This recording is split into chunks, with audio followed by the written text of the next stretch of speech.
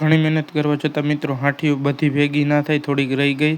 તો mini blog જોતા જાવ, ખબર પડી જાય. તો જય માતાજી બધા મિત્રોને મિત્રો, સ્વાગત છે તમારો મારા નવા મિની બ્લોગમાં. તો મિત્રો ડારની મોટર ચાલુ કરી દીધી છે અને ચાલો આપણે કૂવા પાસે જઈએ. તો મિત્રો જોઈ લ્યો, એટલું પાણી આવે, ઘડીક વાર જ આવે મિત્રો.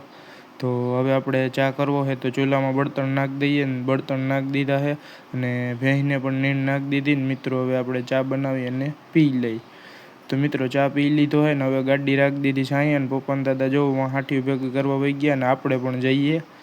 તો મિત્રો જોઈ લ્યો, બપોર થઈ ગયા છે ને હવે ઘરે જવું છે ને મિત્રો જોઈ લ્યો, એટલી હાંઠીઓ રહી ગઈ અને બાકી થઈ ગઈ છે મોટા ભાગની.